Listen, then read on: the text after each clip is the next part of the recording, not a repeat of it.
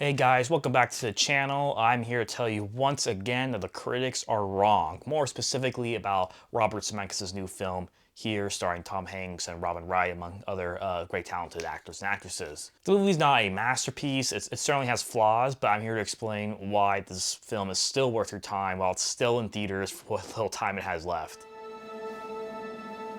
I could spend the rest of my life here.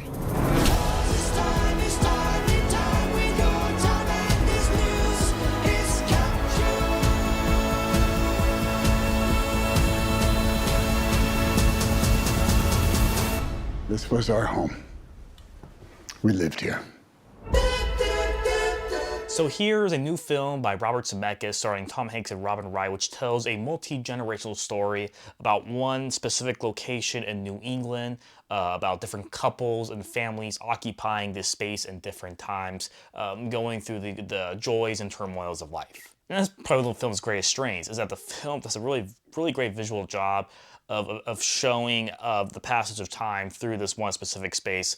Most of the film is like in a living room of a house, but you're also seeing it before the house is built and, in different times and periods. And that's clear from the trailer, but I mean, the transitions were just so graceful in the film that the trailer doesn't really do it justice.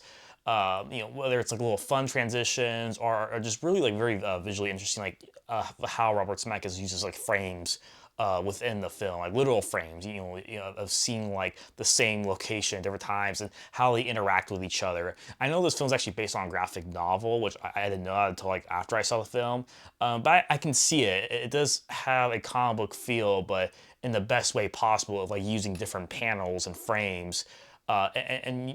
Using those in creative ways where people from different times are sort of like, not interacting with each other, but almost like foreshadowing and referencing to paint a bigger picture.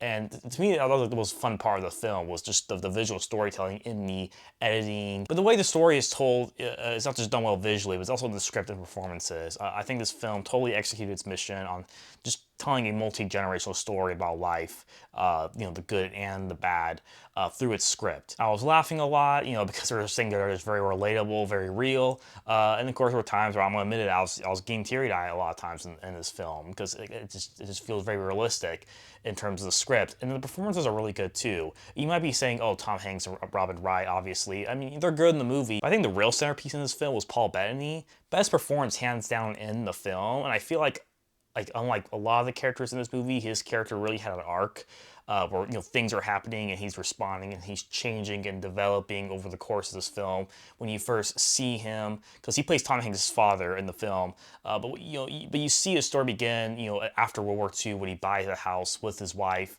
and then he has kids and his kids grow up and you see him become an old man. To me, like, that was probably the most interesting story that really kind of glued everything together, in my opinion. Less so Tom Hanks. While Tom Hanks is definitely the main protagonist of the film, I feel like Paul Bettany's character is like the secret protagonist of the movie. I do have, some criticism of the film, and in criticisms that ironically the critics were right. I just think the critics were wrong in terms of like how big a detriment these flaws were. Well, first of all, I just feel like a lot of the stories, they just didn't really connect, I think, the way the director wanted it to. Because this film takes place over a long period of time and shows different characters throughout time occupying this space. You're getting different stories.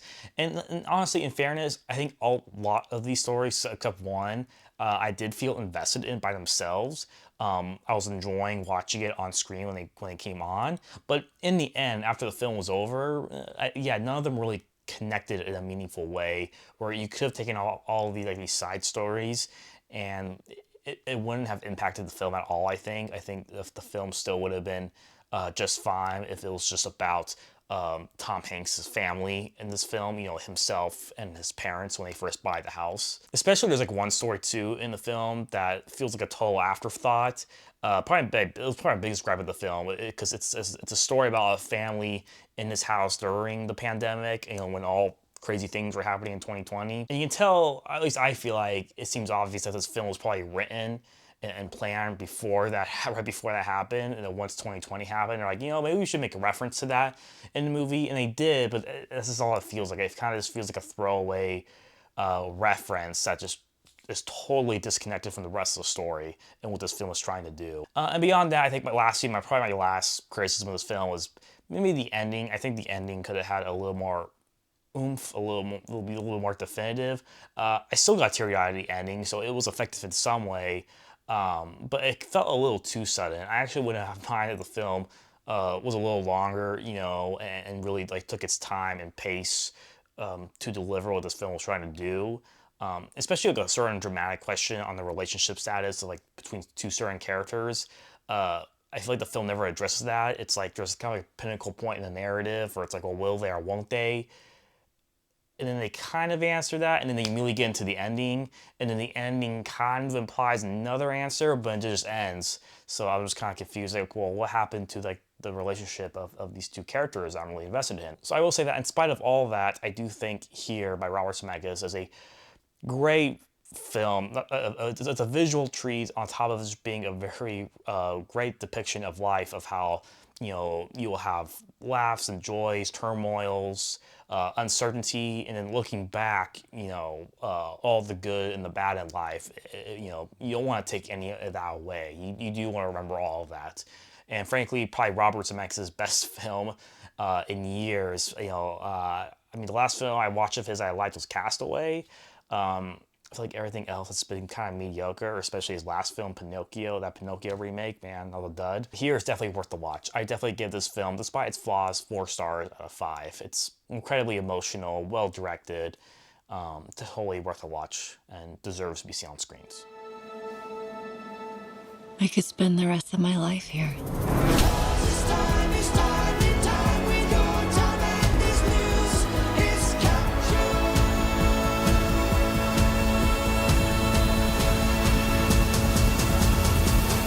This was our home.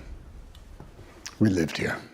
Thanks for watching, guys. Have you seen Here yet? And if not, do you plan on seeing it? And if you are going to see it, I recommend seeing it as soon as possible because not long until it gets kicked out of theaters. So hit that like button and subscribe. I'll see you next time.